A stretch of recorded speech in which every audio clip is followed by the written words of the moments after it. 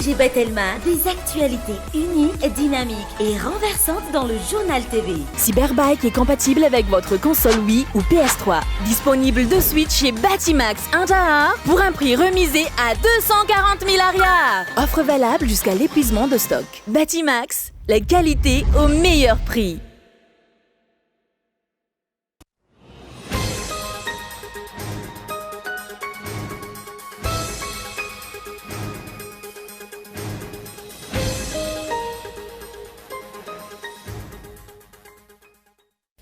Alamanodidina ny iray hektara isan-taona no tokantano iray mampiasa arina fandrehatra eto Madagasikara. Antony mazava-dehibe ny fampiasana fatana bioetanol sy biogaz iadina sy arovana amin'ny fandripahana ala eto Madagasikara. Hoy ny filohan'ny Repoblikan'i Madagasikara nandritra ny fihaonam-be iraisam-pirenena momba ny toetrandro na ny COP26. Banga tanteraka ny ankabeazan'ireo seza eny Tsimbazaza amin'izao fotoam-pivoriana ara-potoana faharoan'ny anteny mera-pirenena izao. Tokony ho jerena akaiky manoloan'izany ny fitsipika anatiny mifehy anteny miera entina hanafaizana ireo izay tsy tonga mivory. Miroso ankehitriny ny fanavaozana ny saritanin'ny Madagasikara tanterahan'ny eo anivon'ny foibe tao saritanin'ny Madagasikara iarahana amin'ireo mpiara-miombonantoka isan-karazany. Tanjona ny fananana antotan-kevitra vaovao amin'ny alalan'ny fanavaozana ny saritany entina hanatanterahana sy ametrahana drafim-panajariana. Tsy hanao sony fiba na ny fils individuel de bovin intsony ireo lehiben'ny boriboritany ao anatin'ny distrika Nambodratrimo manomboka izao. Raha toa ka samy tsy hanao sony ireo tompon'andraikitra toy ny veterinera sy ny jandarmarie-pirenena izay tokony hanao izany. Io no nambaran'izy ireo nandritry ny fionana natao tamin'ny mpanao gazety ny maraina teo. Any ivelany, any Nicaragua, lany fanefany indray ny filoha Daniel Ortega tamin'ny isam-bato 570 isan-jato raha nivokatra vonjy maika tamin'ny fifidianana ny toto-saina omaly. Ny andinidinin'ireo avy hatrany ary.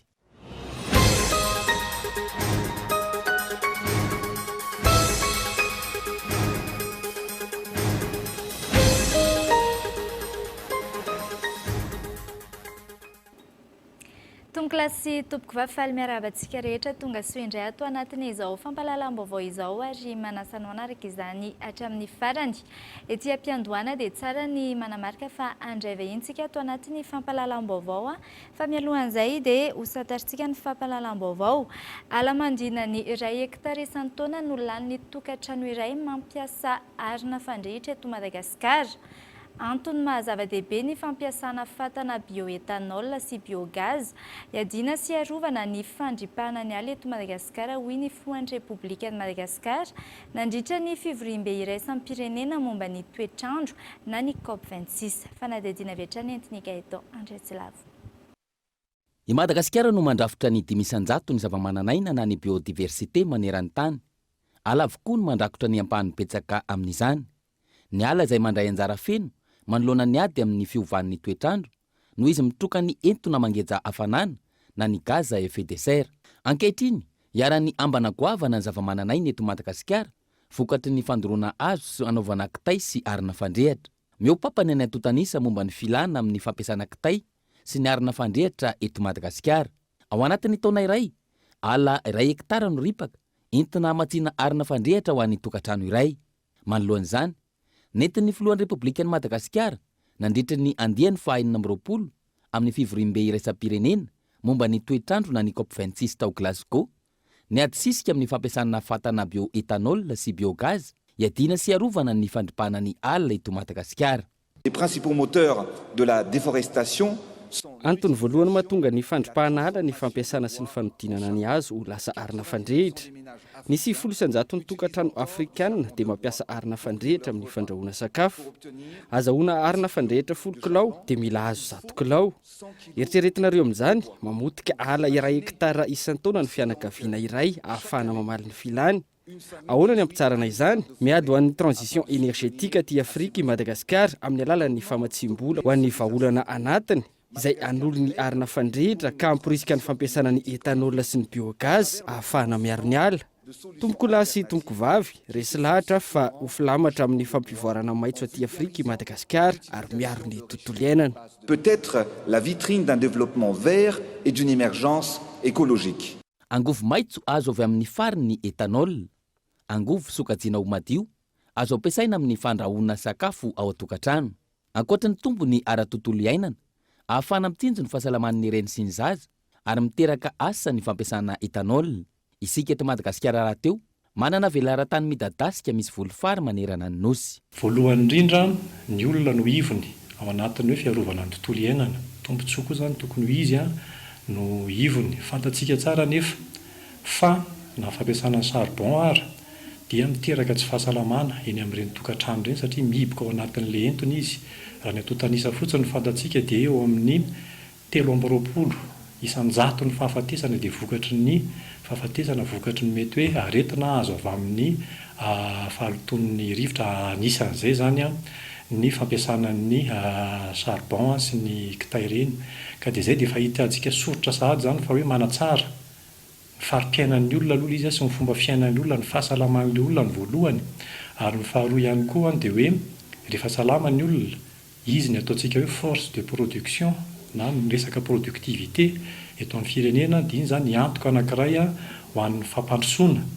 Dia ny fahatelo farany fantatsika tsara zany fa rehefa mampiasa an'izay angovo azo solony ny arina fandrehatra sy ny kitay izay tsika, dia iny le antoka anankiray ngeza be ho an'ny fiarovana ho an'ny tontolo iainana. Dia izay le fomba fijery atambatsika ahafahana mitarika tokoa ny amin'izay hoe fandrosoana lovain-jafy izay.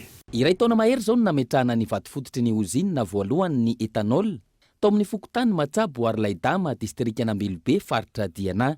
Noho ny fisiany valanaretina, ny ato ny asa amokatra etanol hatrany amin'ny 9.90 tapitrisa litatra isa-taona io industria maitso voalohany io. Manodidina ny 1.520 litatra isan'andro eo ny filana ho an'ny tokantrano iray, ahitana zaza 4. Izany hoe efatralina sy efatretsy sy 30 tapitrisa tokantrano no voakasiky ny tetikasa. Ankehitriny, efa maro ny fianakaviana mampiasa sy manjifa ny fatana etanol eto Madagasikara. Tombony ho azy ireo ny fampiasana ity angovo madio ity. Manodidina ny 7 alina ariary no anjifana ny fatana iray. Angatahan'ny mpanjifa nefa ny karohana vahaolana ahafana mampihena izany ho azony rehetra ampiasaina ity angovo maitso madio ity. Tonga izay safidy ampiasa fatana etanol dia mba ampihegny le fampiasana charbon. Dia le izy koa mitsitsy raha amparina vidin'ny charbon dia mitovitovy foana zany. Azo lazaina mitsitsy dia sady malaky koa tsy mandany fotoana.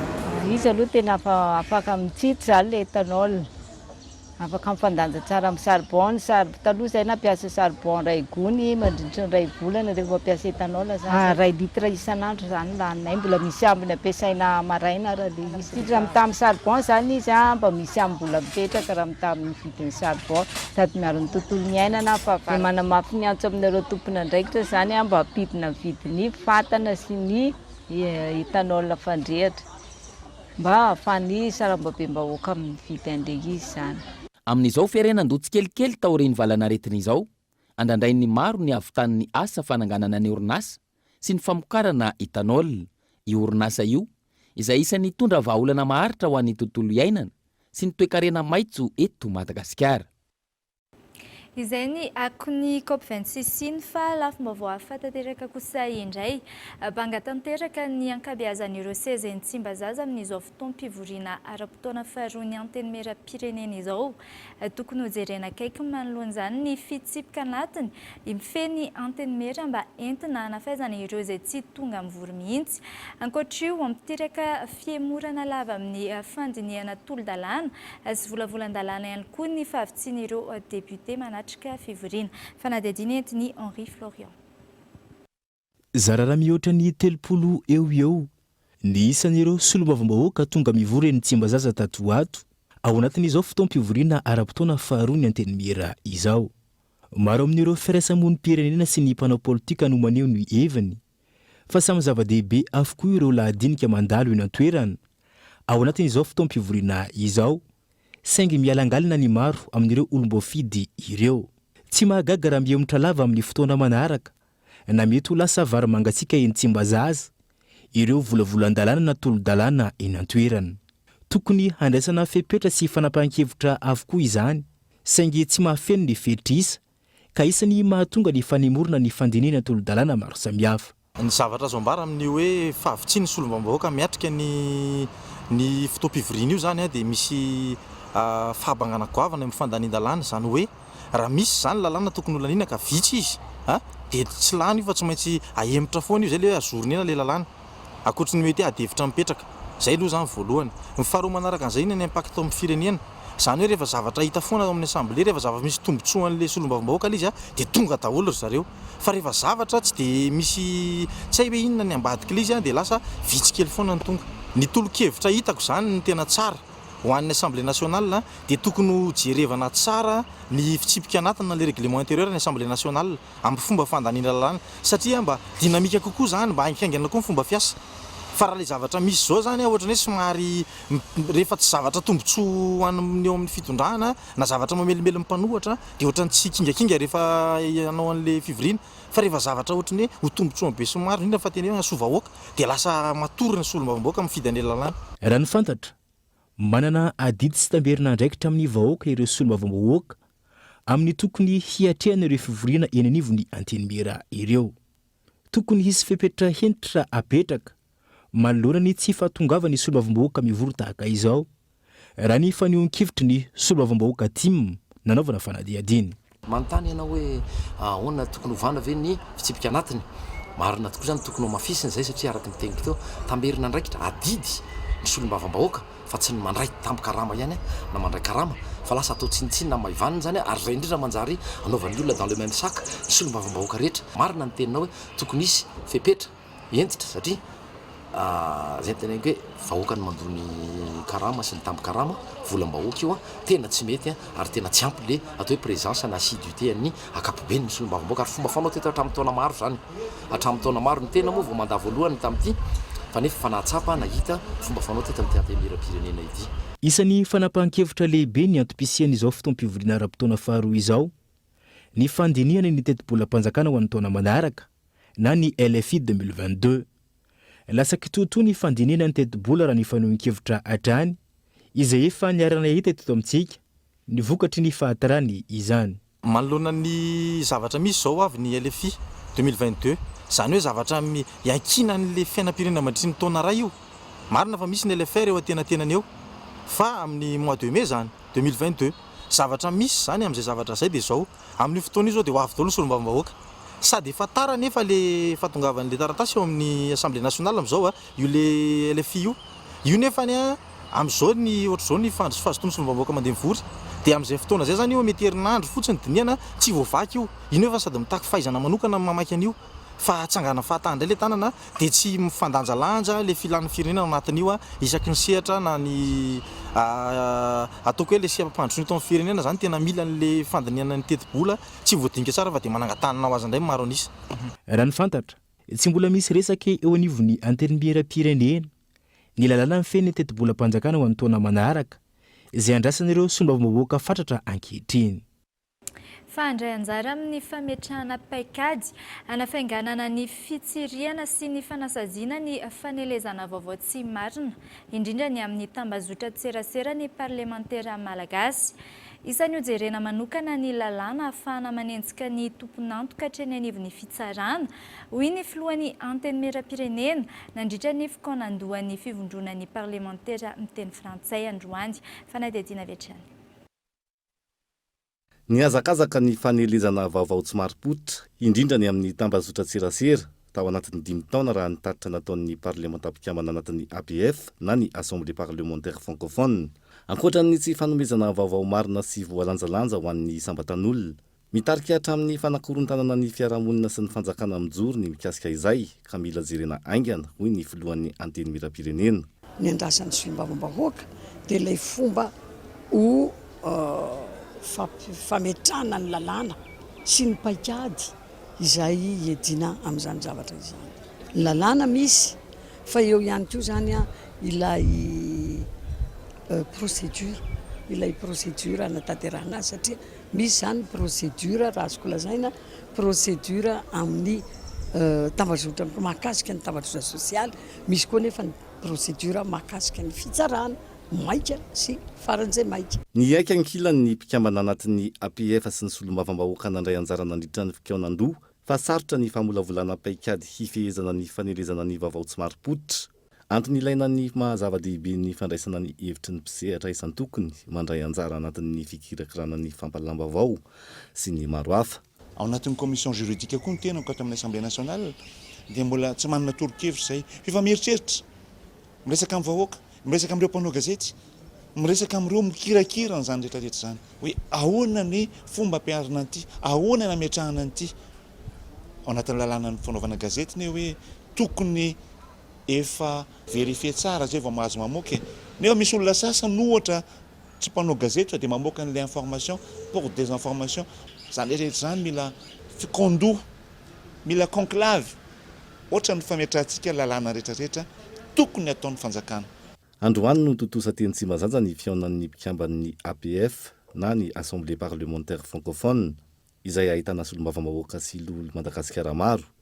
Tonga nandray anjara tamin'ny famolavolanan'ny paikady ihany koa ny mpikambana isan'ny tokony teo anivon'ny gouvernemanta sy ny mpisehatra samihafa.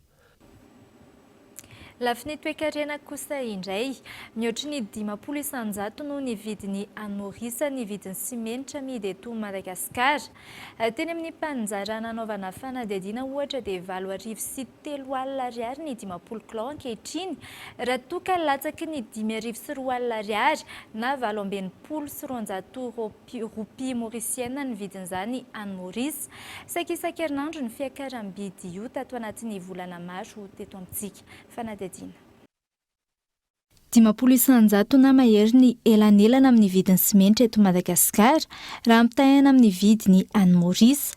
Ny vidiny iray gony amin'ny 50 kilao ohatra any Maurice, 7,400 ropia maorisiana na manodidina ny 704 ariary.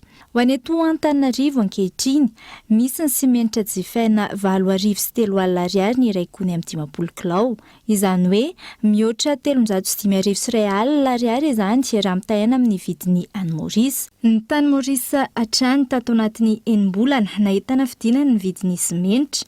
Izany hoe raha ny simenitra 50 kilao ohatra dia jifaina 7,400 ropia maorisiana ny volana Jona lasa teo na manodidina ny 594 ariary ary lasa io vidiny ankehitriny io izay manodidina ny 7,400 ropia maorisiana na manodidina ny 704 ariary ny 50 kilao.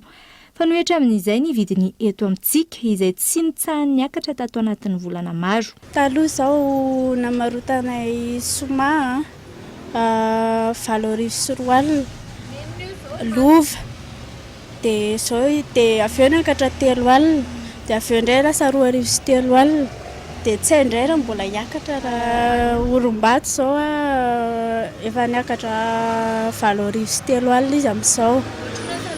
Taloha izy mbola 4,3 alina 5,3 alina.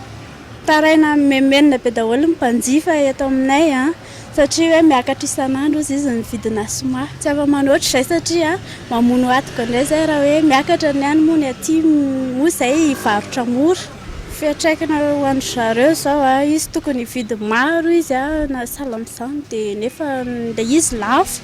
Tsy dia vidy betsaka intsony izy fa tonga dia amin'ilay mora foana ny alaina. Manana topo famokarana simenitra izay an'Ibity Madagasikara kanefa ambony kokoa ny vidiny simenitra eto amintsika raha oharina ny any Maurice.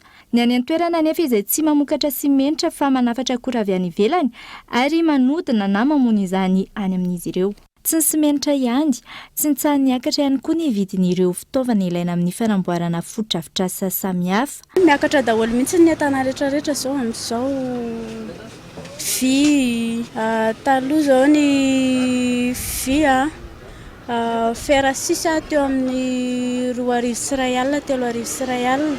Izao nefa izy efa 7,3 alina tao anatin'ny 2 volana teo eo misondrotra foana.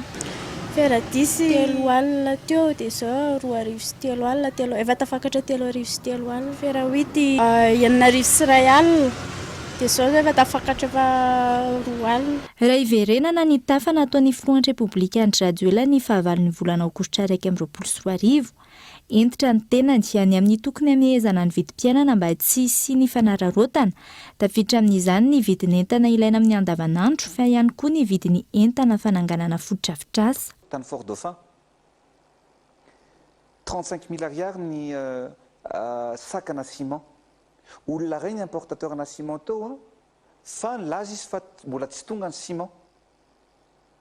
Rehefa ny présidence nandefa olona tany jerevana ny ciment zany dia navokany fa ozy izy le olona mpivarotra hoe efa nisy olona hafa mividy dia namidiny 47 000 ariary mividina ciment sakaray mbola tsisy vidina sakana ciment ohatran'izany tany efa ho dauphin ny tiako lazaina aminao dia tsotra misy ny olona manararoatra eto amintsika ary toromarika nomeko tokony ho faizina sy giazana ny entana reny olona rehetrarehetra reny satria tsy ekena ny fanararotana amintsika samy malagasy dia akoatran'izany zavatra rehetrarehetra zany dia misy ny tsy fandraisana ndraikitra ireo tompona ndraikitra isatsokajiny eo amin'ny fanaraha-maso ny vidinetana any ka samy manao ny daniny kibony rehetra zany ao anatin'ilay izy.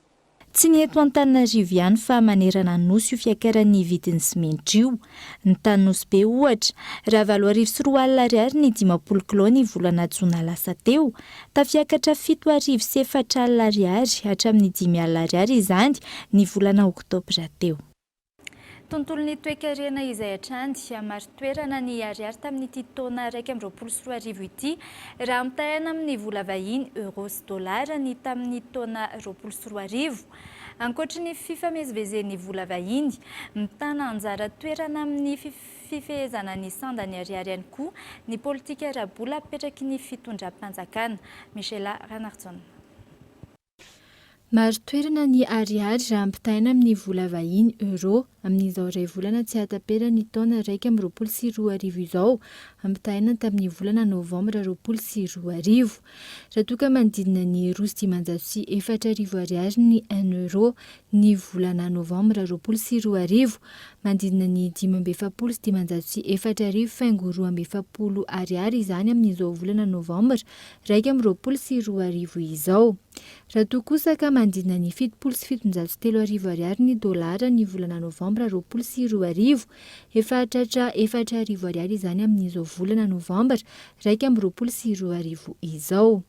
Amin'ny ankapobeny ny fanazavana tsy ny vola vahiny irery ihany no ahafahana mamaritra ny sandan'ny ariary, eo ihany koa ny politika ara-bola na ny politika monetaire apetraky ny fitondram-panjakana. Raha tsy ivona raha ny fiandohan'ny taona 2024 sy 904 faingo 120 ariary ny euro raha toka 7,703 faingo 4 ny dolara. Izany amin'iny famindroso ankehitriny ny fanavaozana ny saritany Madagasikara, tanterainy eo anivon'ny foibe tao saritany Madagasikara izay iarahana amin'ireo mpiara-miominantoka, tanjona ny fananana ny antotan-kevitra vaovao amin'ny alalan'ny fanavaozana ny saritany entina natanterana sy ametrahana ny drafi-panajariana, eo ihany koa ny fampiasana izany amin'ireo sehatra samihafa toy ny fambolena sy ny tontolo iainana. Abraham Randriamanana. Tsy ampy ary tsy mifanaraka amin'ny vanim-potoana misy ankehitriny ireo antotan-kevitra mikasika ny saritany Madagasikara. Ny taona 1970 no farana natanterahana ny fandrafetana ny saritany manerana ny nosy, ary ankavitsina ny fanavaozana no tanteraina taty aoriana tamin'ireo faritra samihafa raha ny nambaran'ny tompona andraikitra. Ao anatin'ny fanatanterahana ny tetikasa kazefa na ny croissance agricole et de sécurisation foncière izay vatsian'ny banky iraisam-pirenena, miroso ankehitriny ny fanavaozana ny saritany Madagasikara, izay totosain'ny ministeran'ny fanajariana ny tany sy ny fananantany amin'ny alalan'ny FTM na ny foibe tao saritany Madagasikara. Komina enina amin'ny 70 manerana ny nosy no anatanterahana ny fakana sary amin'ny alalan'ny fiaramanidina, eo koa ny fakana izany amin'ny alalan'ny zana-bolana raha ny fanazavana. Ilaina zany ny fanavaozana izay antotan-kevitra izay ary ny fakana sary avy amin'ny fiaramanidina toy izao zany no teknika ahafahana manao an'izay fanavaozana ny antotan-kevitra ilaina amin'ny fanavaozana ny saritany izay. Misy zany ny asa atao amin'ny tanan-dehibe. Ny amin'ny tanan-dehibe eo amin'ny 7 zany dia anaovana fakana sary avy amin'ny fiaramanidina ohatr'izao satria mila ataontsika précision bebe kokoa ilay fanaovana an'ilay saritany amin'ny tanan-dehibe. Ary amin'ny toerana ambony rehetrarehetra zany dia sary avy amin'ny zana-bolana no ameno anazy sy mandrakotra Madagasikara manontolo.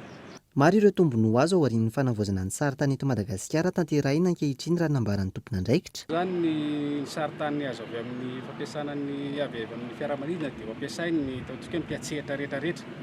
Indrindra zany sampanaza-panjakana rehetrarehetra izay mampiasa ny milan'izay saritany izay. Ohatra amin'izany efa tenenitsika teo momba ny fananantany, fa ilaina koa io amin'ny fanajariana ny tany. Manao ireny drafi-panajariana ny tanan-dehibe ireny tsika dia ilaina io saritany io.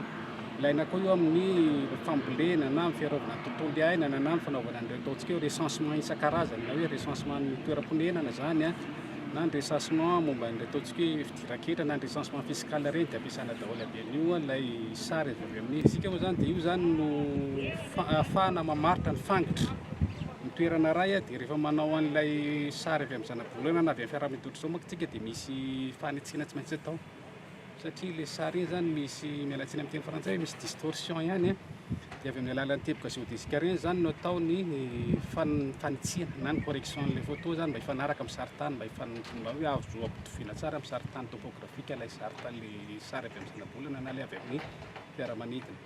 Ankoatra izay, manaraka ny fenitra raha azo nantotan-kevitra marina ny teknika raina mandritra ny fanatanterahana ny fakana ny saritany. Hitantsika ato anatin'ity fiaramanidina ity zany dia ny voalohany indrindra aloha dia misy caméra numérika efa tena avo lenta be mihitsy ahafahana maka sary amina distance lavitra nefa mahazo précision. Résolution azontsika amin'io fakan-tsary io dia tonga hatramin'ny 5 cm au sol. Zany hoe raha antsiprian'ny zavatra 10 cm zany hoe ilay sary zany efa nandalovany indray mandeha ohatr'izao ilay zone dia iverenany indray mandeha mifampitaingina ohatr'izao dia mahazo couplana photo daholo zany isaky ny zone. Dia rehefa avy eo zany ny traitement aty afara no ahafahana manitsy an'ilay sary atonga an'ilay sary ho atao amin'ny fiteny mahazatra hoe orthophotoplan. Dikany hoe orthophotoplan zany voahitsy daholo izay karazana fivilam-bilanana rehetrarehetra. Idara zany voalohany aloha anitsiana an'ilay sary mba ho marina tsara ny refy rehetrarehetra ho ampiasaina amin'ilay izy rehefa avy eo. Fa faharoa manarak'izay azo ny mpanao fanajariana ampiasaina rehetrarehetra mpanao fanajariana rehetra ampiasaina koa zany modèle numérique de terrain satria efa tena le hoe topographie an'ilay tany. Le teknika vaovao taty afara le lidara zany ahafahana mahazo précision tena ambony be efa tsy mifanalavitra intsony amin'ny hoe anao manao leve na mitovy mihitsy ary amin'ny manao leve topo terrestre.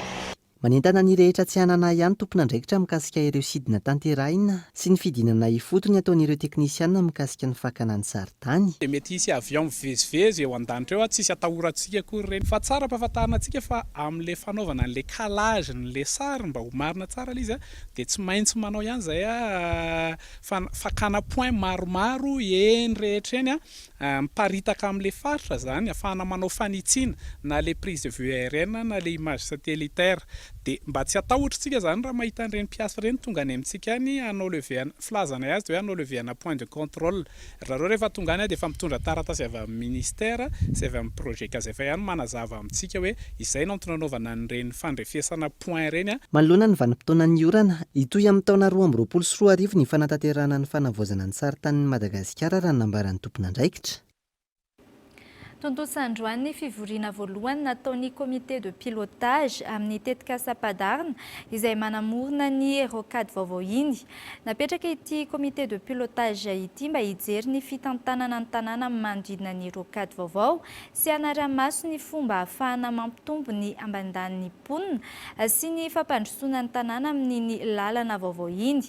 Iarahan'ny ministera ny fanajariana ny tany sy ny fananantany ary ireo komina manamorona iny lalana iny atotsainy ity comité de pilotage ity izany hoe ny komina renivohitra Antananarivo, Ambohimangakely ary ny komina Ankadikely Ilafy. Dia raha antsika avy hatrany ny fanampanazavana mikasika an'izay.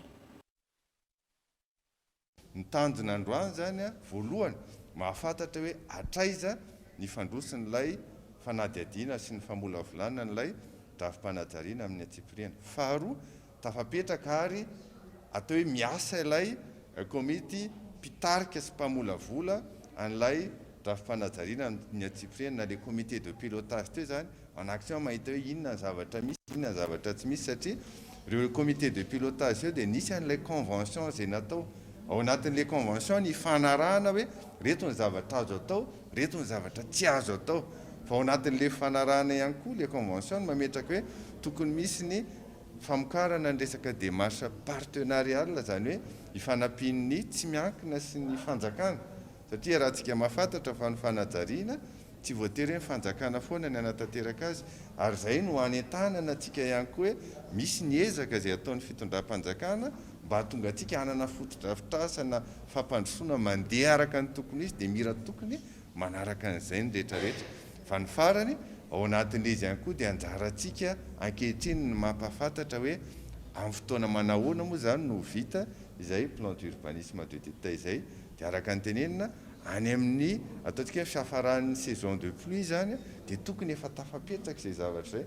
Ka raha ohatra zany famalinan'le fanontaniana eo rehefa tafapetraka le izy a dia misokatra amin'izay zany hoe reto azo atao reto tsy azo atao une fois zany lasa na saison de pluie 2021-2022. Vahintsika Andriamatoa Radanora Julien talehan'ny PKS Akady Fotsy miarabanao iresadresaka mikasika ny tolotra izay omaninareo indray isika amin'ity indray mitoraka ity inona zany izao ny tolotra omaninareo? Voalohany aloha zany dia miaraba nisy tokantrano indray zany izahay eto amin'ny PKS Akady Fotsy. Ny PKS Akady Fotsy moa zany dia manomana fanadinam-panjakana ka ny misy amin'izao fotoana izao zany dia ny percepteur des finances. Ny percepteur des finances io bac plus 2 io lahy na vavy. Ny concours dia amin'ny 9 mars 2022 fa ny fidirana PKS kosa dia amin'ny 22 novembre 2021 ho avy zao. Dia ny faharoa manarakaraka an'izay dia ao ny police municipale niveau BPC ndraiky kosa io dia 20 taona ka hatrany amin'ny 30 taona ny afaka mandray anjara amin'izany lahy na vavy ihany koa. Dia ao koa zany ny sapeur pompier dia niveau BPC ihany koa lahy na vavy dia 20 taona ka hatrany amin'ny 20 taona ihany kosa. Ary dia ny concours dia amin'ny 5 mars ny deuxième phase. Fa ny première phase zany dia manomboka any amin'ny volana janoary 22 janvier any hoany. Fa ny fidirana PKS kosa dia 5 janvier 2022 satria le 4 janvier vao mivoaka ny listreo olona afaka anao an'izany fanadinam-panjakana zany. Dia zay mahatonga anay hoe 5 janvier zany miditra ny ao amin'ny PKS. Manarak'izay dia mbola misy ihany koa ny enekato zany ho an'ireo le afaka bac 2021 zay anomana droit, économie, gestion, sociologie, polytechnique, agronomie. Dia io koa zany miditra amin'ny 5 janvier satria mbola le niveau ny bac promotion 2020 moa zany no miditra fa ny 21 mbola anao an'le concours hidiranao. Dia ireo ihany koa misy ny hoe iomana koa ny greffier dia police nationale, ny gendarme. Io mbola tsy mivoaka ny fanadinam-panjakana ny havity concours fa mety hoatoato araky ny siosiondretsaka moa zany dia efa manomboka afaka manoratra anarany any amin'ny PKS zay olina amin'izany concours na greffier na police nationale na gendarme izany. Inona ny mampiavaka ny fiofanana izay omenareo raha ampitahainan'ireo hafa? Nampiavaka anay hatramin'izay dia eo amin'le voalohany mpampianatra moa zany dia efa manana traikefa hatramin'izay satria efa ampolo taona zany nanaovana an'ity na manana ny fanadinam-panjakana ity teto amin'ny firenentsika. Fa ao koa zany ny anay matetika misy matière mpampianatra anankiroa ary ndraindray ara telo mihitsy amin'ny matière anankiray.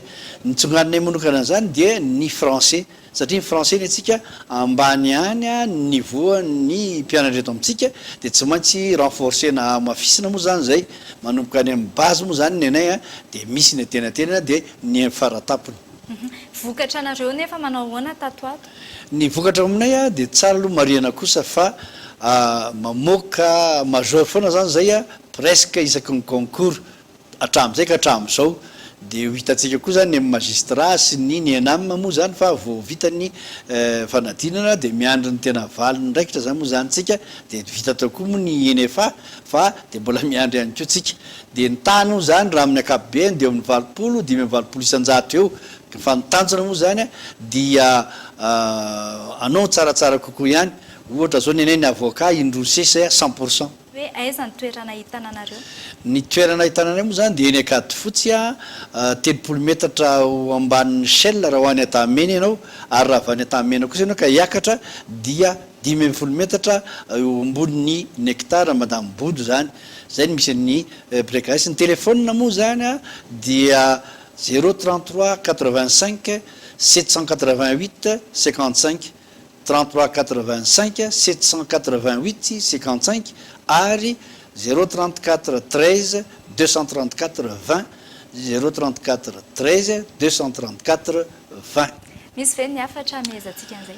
Misy hafatra kotsiny aloha dia hoe tsara dia efa manomana ny hoavinao ny tsirairay fa taloha manko mbola moramora ny fiaina fa zao efa sarotsarotra ary indrindraindrindra moa karaha sendra sahirana tapoka andray aman-dreny fa rehefa mba afaka concours ianao ndre zany taona misy 20 taona dia afaka manao ianao ampiasa-panjakana mbola any amin'ny 90 taona vao retraite dia efa manana autonomie financière par rapport amin'ray aman-dreny zany mokoa manomana no avinao sahady ary raha ohatra moanao mbola no fianarana dia misy ny télé enseignement zay mitovy diplôme amin'ny eny akaso satria ao anatin'ny enseignement supérieur daholo zany ka manetana atsika ho an'izay lina dia mamonjy ny précaes zany fa ny percepteur ny finance dia amin'ny 22 novembre zay manana bac plus 2 dia koa ny police municipale ny pompier ny neny akatso rehetra droit économie gestion sociologie polytechnique agro ary ireo greffier sy ny police nationale ary gendarme Iankasitrainy ianao mitondra izay fanazavana izay fa mialohany anoizantsika ny fampahalalam-baovao tahaka ny mikasika ny fiche individuelle des bovins ny FIBA ihany koa ny maresaka iraisam pirenena sy ny andraisantsika vahiny faharoa dia anaraka dokavatra aloha isika.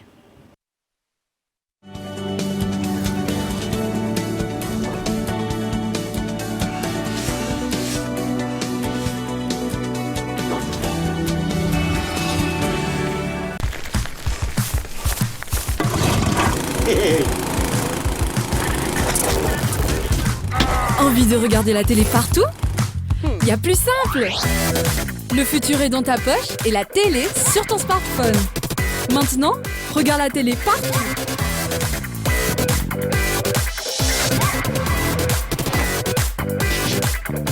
Telma TV, ça fit ktsuch Malagas. Réduction jusqu'à moins 45% des taux d'intérêt et 0 arrière sur les frais d'études de tous les crédits chez Baobab Banque Madagascar. Pour le fonctionnement et la réalisation de vos projets, profitez de nombreux avantages. Tous les secteurs d'activité sont concernés, le transport, la santé, les salariés, l'éducation, le commerce et bien plus. Boostez vos ressources, rendez-vous dans nos agences et disposez rapidement de votre argent. Baobab Banque Madagascar, banque et bien plus. Azafady kely ange tena tsy manofy ianareo ka azo atao tsara ny mametraka ny popon-drano sy kabone ary toeram-pidiovana mifanaraka amin'ny toe-batanareo olona manana fahasembanana sy vehivavy indrindra ireo bevoka ka tsy anjera na iosina anaty loto mankarary afaka hiasa sy hianatra ara-dalàna ianareo raha mifanaraka amin'ny filanareo marina ny fotodrafitrasa ry namana manana fahasembanana sy ianareo vehivavy takio ny zonareo isitraka rano fisotro madio kabonety mombana ary toeram-pidiovana mifanaraka amin'ny toe-batanareo ry manam-pahefana isan-tsokajiny andraikitrao ny mametraka paikady sy teti-bola ahafahan'ireo olona manana fahasembanana sy ny vehivavy indrindra ireo bevoka isitraka rano fisotro madio kabonety mombana sy toeram-pidiovana mifanaraka amin'ny toe-batany. Tatoerana helana sasatra ho an'ny fetin'ny krismasy ny farantaona ve ianao? Te hitsidika ny Madagasikara amin'ny vidiny mirary. Ny ministera fizahantany sy ny ofisy pirenena misahana ny fizahantany dia manome fotoanantsika rehetra ny 1 sy 12 ary 13 novambra 2024 eny amin'ny zardana Antaninarenina mandritra ny antsika tsena be ny fizahantany andiany fahaefatra. Tongava mitafa mivantana amin'ireo matianina amin'ny famolavolana fivahinanana sy ireo ofisy paritry ny fizahantany. Andao anoana ny fizahantany anatiny. Andao izahany Madagasikara. Tsy misy vidividirana.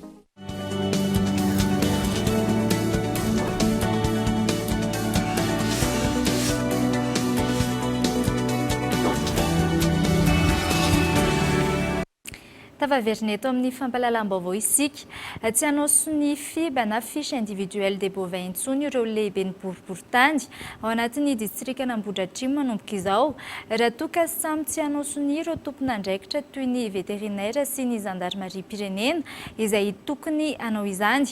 Io no nambaran'izy ireo araka ny fanambarana navoakan'izy ireo androany. Fanadidina Viatrany.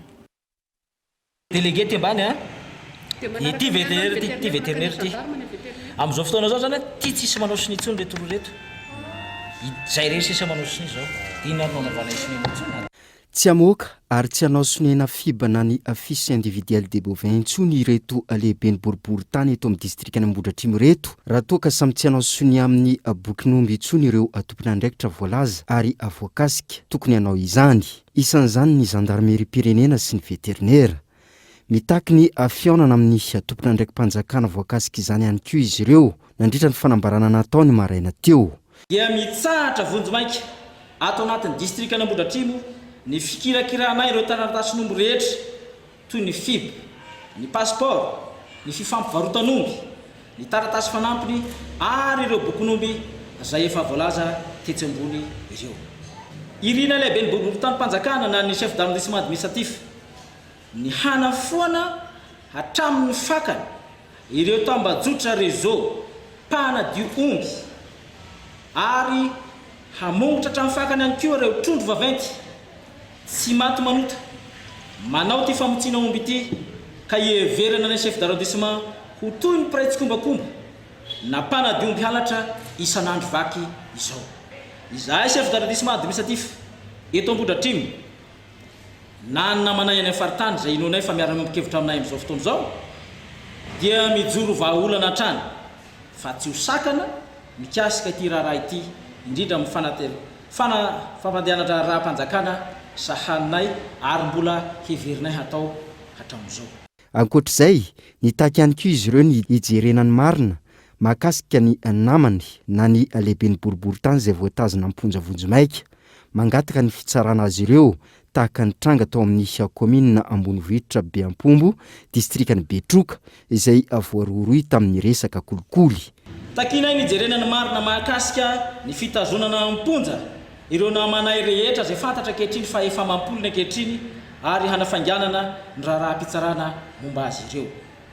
Takinay ny ampiarana sy hijerena ihany koa ny ordonnance numéro 62-052 tamin'ny 20 septembre 1962 navoaka tamin'ny journal officiel de publication numéro 246 tamin'ny 1962 page 2050 mikasika ny pitsipitsy ny arahana araka ny lalàna ahafahana misambotra na managada ny chef d'arrondissement sahala amin'ny chef de province fahiny, ny préfet, ny sous-préfet zay samy mbola tompon'andraikitra ankehitriny.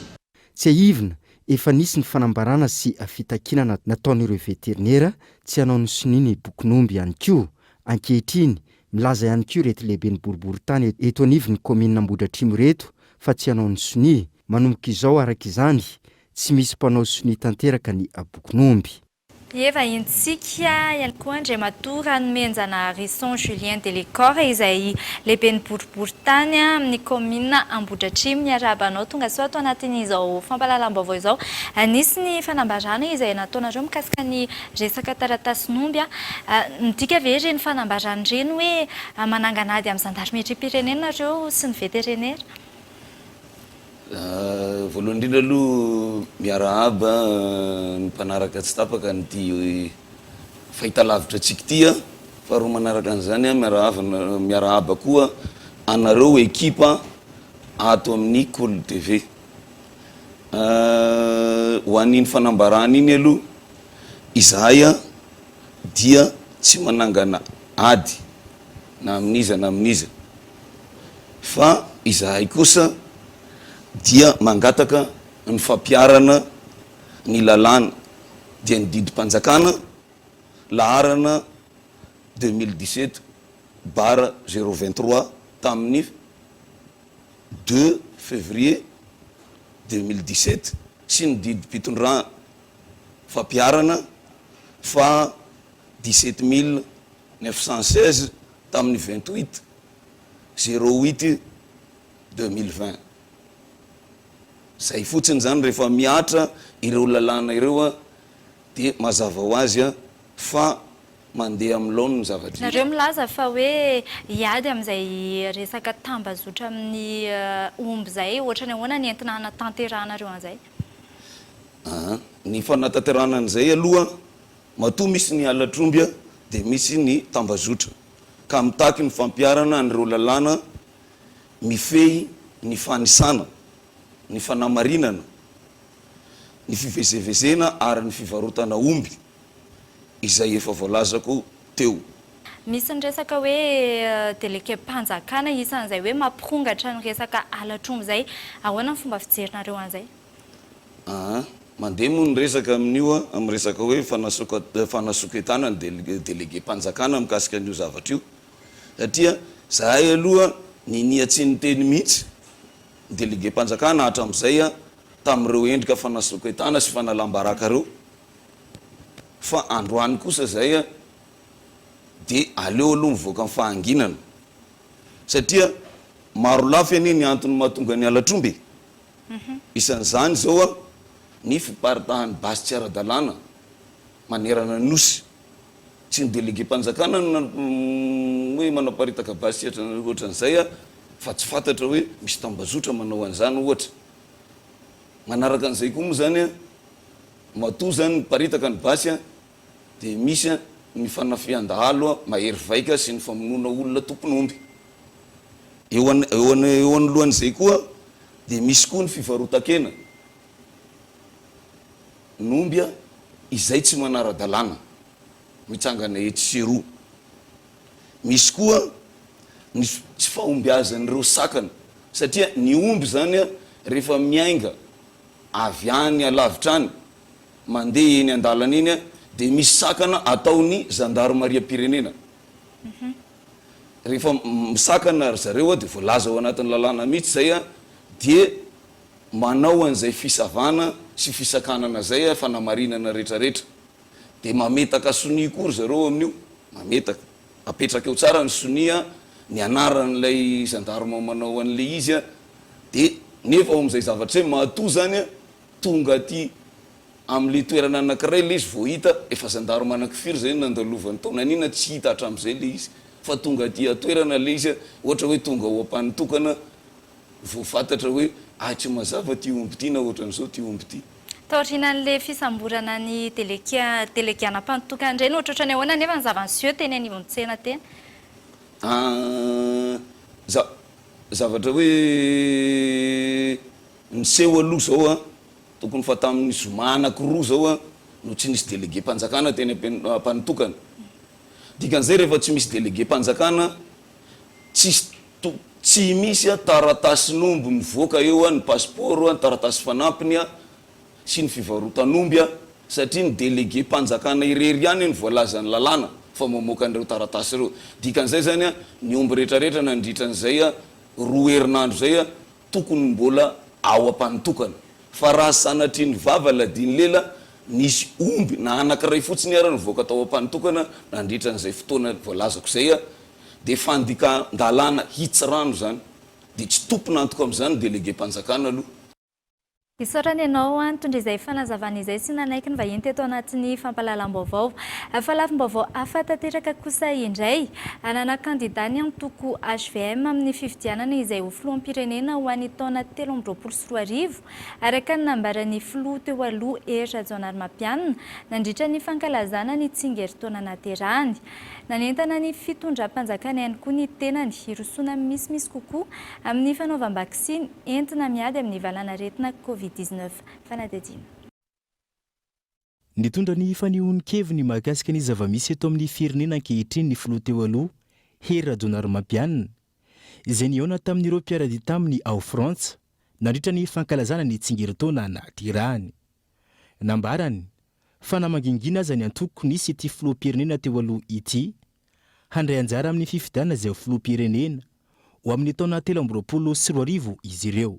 Araka ny lazainareo teo ary amafisiko fa tsy maintsy mandray anjara amin'ny fifidianana izay filohan'ny repoblika isika izay ndre ny antom-pisin'ny antoko amin'ny fanaovana politika ary indrindrindrindra mihoatra noho izay ny fifidianana filohan'ny repoblika io foana no olana teo amin'ny firenentsika nandritran'izay vanim-potoana lava izay. Ka ao zany tsy maintsy hitadiavana vahaolana, ao no fiatombohana ny vahaolana ao anatin'ny fifidianana filohan'ny repoblika eo. Mitodika ampanajana amin'ny mpitondra ny firenentsika amin'ny ity androany ity ka miantso azy reo ny ampitsarana ny fifanenjehana ara-politika, ny herisetra sy ny fankalana. Ankoatra io, tokony hirosoana bebe kokoa ny fanaovam-bakisiny fohiatrany ny tenany, ahafahana misokatra amin'ireo firenenkafa, ahafahana ihany koa manarina ny toe-karen'ny Madagasikara. Koa eto dia manao antso avo mba andraisany fitoram-panjakana any amintsika, ny fepetra rehetra anafainganana sy anapahariahana ny fanaovana vaksiny vahoaka malagasy, ka ametrahana angana karazana task force toy ny tamin'ny adiny Covid tamin'ny voalohany, satria io ny miantoka ny fampandrosoana angana amin'izay fisokafan'ny firenena manomboka amin'ity androany ity. Raha te hiresaka ny fizahantany isika, raha te hiresaka amin'ny mpamatsy vola isika, raha te hiresaka amin'ny fampandrosoana isika, tsika dia nosy ary mila izany fifandraisana izany dia izao io antoka anankiray io mampilamina ny toe-tsainy rehetrarehetra sy ny sainy rehetrarehetra ao anatin'izay fifandraisana izay. Nanamafy ny tenany fa tokony hojerena akaiky ny lafiny ara-toe-karena, indrindra fa ny lafiny ara-tsosialy ny ponina. Nanamafy ihany koa izy fa manaraka tsy tapaka ny zava-misy eto Madagasikara ny tenany, na tsy eto an-tanindrazana aza, ary mandefa ihany koa ireo sosikevitra ahafahana mampandroso ny firenena sy ny vahoaka malagasy, izay isany anjara biriky entiny, na tsy eo amin'ny fitondrana intsony aza ny tenany. Izany amin'iny feo amin'ny lafiny sosialy kosa indray no ny fitarainana sy ny antso avy nataon'ny mponina manoloana ny vakitrano sy ny asan-dahalo. Napetraka ao Maintirano ny sampandraharaparitra misahana ny herivontsitaitra eo anivon'ny polis-pirenena. Tsy hisy fampandrosoana vanona raha tsy misy filaminana ao an-toerana. Fanadihadiana entiny Gaëtan Andriatsilavo. Nampitaraina ny mponina tao amin'ny faritra Melaky tato ato ny firongatry ny tsy fandriam-pahalemana, ny fanakanan-dalana, ny famonoana olona, ny vakitrano, ny alatra tetsy sy teroa. Ho famahana izany ao anatin'ny fotoana fohy no nametrahana ny sampandraharaparitra misahana ny herivontsitaitra eo anivon'ny polis-pirenena ao Maintirano. Marina fa ny velirano voalohany moa efa fantatritsika hoe paix et sécurité pour tous. Mamaivay teto amin'ny Melaky tsy natao zanaka kalahafa zay fa ankehitriny dia tonga eto ny force d'intervention de la police. Ninona fampandrosoana entinay eto amin'ity faritra Melaky ity, ninona fikasana entinay eto amin'ity faritra Melaky ity, dia tsy afa-mandroso zay raha tsy misy ny fahalemana. Ankehitriny sarotra ny laza hoe ho tonga lafatra hoe zéro incident, zéro vol eto amin'ny faritra Melaky, fa efa fantatra sahady amin'ny fahatongavan'ireo teknisianina fa betsaka sahady ny vokatsoa ho azo amin'izany. Miasa avy hatrany ireo polis-pirenena voatendry asa ao amin'ny FIP Maintirano ireo, ary efa vonona ihany koa ny fitaovana entina miatrika ny asa. Ireo zany dia isahana ny faritra rehetrarehetra, indrindra ilay gestion ataonay hoe limitrophe amin'ny faritry menabe iny, izay hitantsika amin'izao fotoana izao fa somary mafahapana ny toetra raha. Zay koa nefa atao amin'ny fandrindran-dalana amin'izay dia amin'ny fametana iraka toy izao dia tsy maintsy mandeha foana ny fandrindrana ankapobeny ny asa. Dia jiro zay amin'ny lafin'ny fitaovana, amin'ny lafin'ny disiplinina, ary indrindrindrindra amin'ny asa amin'ny lafin'ny fanatanterahana ny asa amin'ny andavanandro. Nanamafy ny ao anivon'ny polis-pirenena fa vonina hatrany ara-iasa amin'ny vahoaka ho fametrahana ny filaminana. Vonina ihany koa izy ireo handray ny tsikera hanatsarana ny fiaraha-miasa.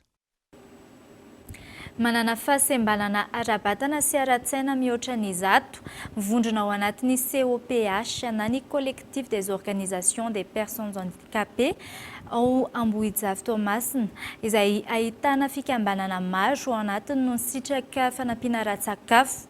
Ankoatra ny tolo-tanana sy ny fanampiana, mangataka ny hanafoanana ny fanilikiliana eny anivon'ny fiarahamonina ireo manana fahasembanana. Gaëtan Andriatsilavo. Fikambanana misy 5 no mivondrona ao anatin'ny COP na ny collectif des organisations des personnes handicapées ao Ambohijafy Toamasina. Izy ireo izay nisitraka fanampiana ara-tsakafo avy amin'ny vadin'ny ben'ny tanàna ao an-toerana. Adidy sy andraikitra amin'ny maha-piarahamonina ny fanampiana tahaka izao raha ny fanazavana indrindra ho an'ireo manana fahasembanana. Mahatsapa fa manana didy sy andraikitra maventy amin'ny fanampiana ny reto havana manana fahasembanana ara-batana sy ara-tsaina reto. Ka tonga aketo izay niany mitondra raha hely izay voatsirambiny tagnanay mbo entinay hanampiana ny reto fianakaviana reto. Ka zare ato amin'ny centre COPH izay mivondro, izay fivondrona ny ologno manana fahasembanana ara-batana sy ara-tsainy izay miisa eo amin'ny zato mahery eo no toloranay fanampiana ara-tsakafo taketo niany.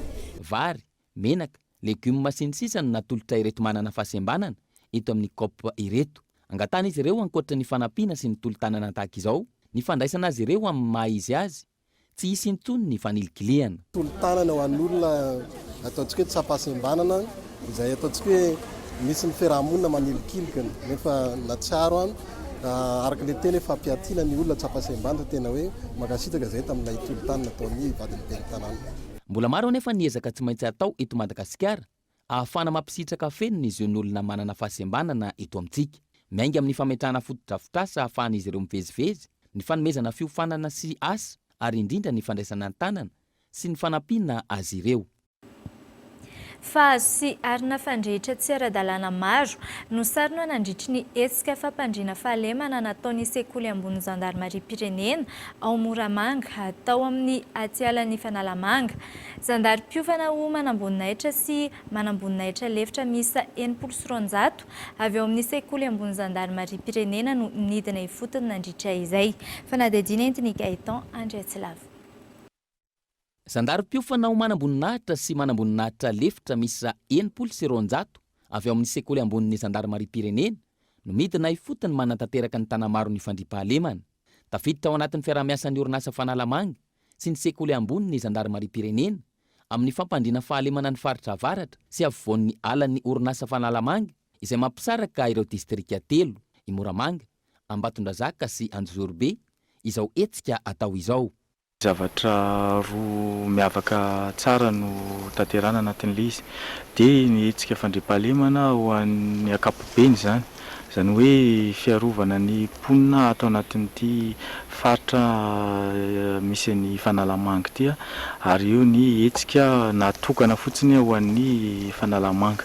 Ho an'ireo zandari-piofana tafiditra anatin'ny fianarana atao ho lasa commandant de compagnie sy commandant de brigade heli-patrana manerana ny nosy ny fampiarana atao anatin'ny toerana mafana amin'ny asa ratsy isan-karazany hita ao amin'ny faritany atialan'ny Fanalamanga izao. Kombinena zany ny asa izay natao sady misehatra amin'ny réalité tena misy sur terrain zany ireo mpiofanareo no sady mampandry fahalemana avy hatrany an'ity toerana izay sehatra iasan'ny société Fanalamanga. Tafiditra amin'ny tamberina ndraikitra omen'ny orinasa ny vahoaka ity hetsika tanamaro ny fandriampahalemana ity, hoy ny ben'ny tanàna. Lamina tanteraka zay amin'izao fotoana zay isin zao formation na tena azo lazaina mihitsy aza hoe opération satria misy vokatra maro efa hita tao anatin'izany andro zay nandehanan'izy ireo. Olona manarivony maro no nahazo fanentanana hiaraham-pandry fahalemana ny faritra sy hiady amin'ny toron-tanety. Azo sy saribontsy ara-dalàna maro ihany koa no sarony nandritra zao hetsika nataon'ny sekoly ambony ny Zandarmarie-Pirenena izao.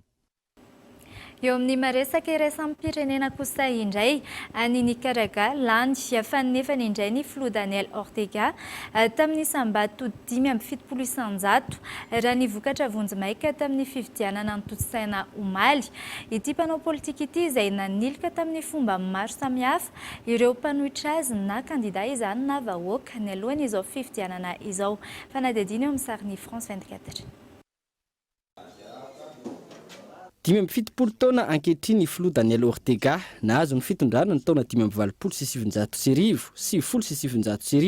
niverina indray ny volana janoary 7 ary izao lany fanefany hitondra ny Nicaragua izao araka ny voka-pifidianana vonjimaika tamin'ny lasabato notanterahana omaly. Fifidianana izay isan'ny arifomba indrindra teo amin'ny tantara ny fitandrona ny filaminana. Mpitandro ny filaminana mahery ny 3 alina no nahitsika tamin'izany. Iaraha nirehetra malala nefa fa tsy misy herintsony avy amin'ny fanoherana ny aloha sy nandritra ity fifidianana ity. Ny mpitarika ny antoko-panohitra tany antoerana sy ireo avy amin'ny tsy miankina izay noahiahina fa mety andresy ny filoha amperinasy no gadraina avokoa ary ny vahoaka tsy mankasitraka ny fitondrana na lefa sestany izay mahery ny iray alina isy. Raha ny fitiny androm-pifidianana omaly ny lamina tamin'ny ankapobeny tao Nicaragua, ireo olona tonga ny fidy ny filoha Daniel Ortega no maro anisa tamin'ireo tonga nanefa ny adidiny. Ivelan'ny firenena nefa maro ny fihetsiketsehana ny tanterahan'ireo vahoaka manohitra ny fitondrana toy ny tany Costa Rica. Reraka izahay terenanao sestany no nevitra tsy mitovy, malahelo ny firenena isy ireo vahoaka izay toa atao takalonaina. Ireo mpanao politika maneho ny fitiavan-tanindrazana ka mijoro manohitra ny tsirariny, amronana dosie ka ampidirina ponja mba hangina. Mitakiny sy ny demokrasia any Nicaragua izahay. États-Unis, Europe samy manameloka ny toedrarà misy any Nicaragua amin'izao fotoana izao ary milaza fa sarisariny ny fifidianana mitanterahana tany antoerana. Raha ny zava-nisy tsy nahazo nanara-maso ny zotra-pifidianana ireo fiarahamonim-pirenena sy ireo mpanara-maso avy amin'ny fikambanana maro samihafa ho an'ny andron'ny omaly. Indépendant a été interdite. Dia izay ihany koa tompoko lasy tompoko vavana marana ny fampahalalam-baovao tamin'ity alin'ity. Ankehitriny ianao nanaraka izany hatramin'ny farany. Veloma tompoko.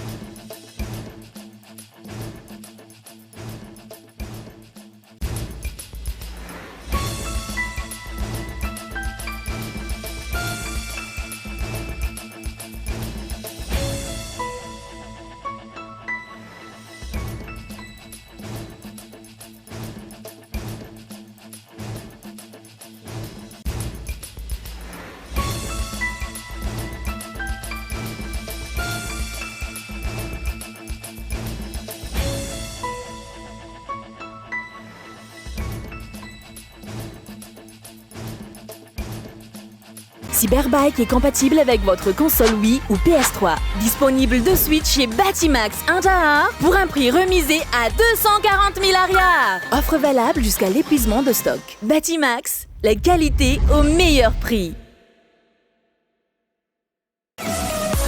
5G Batelma, des actualités uniques, dynamiques et renversantes dans le journal TV.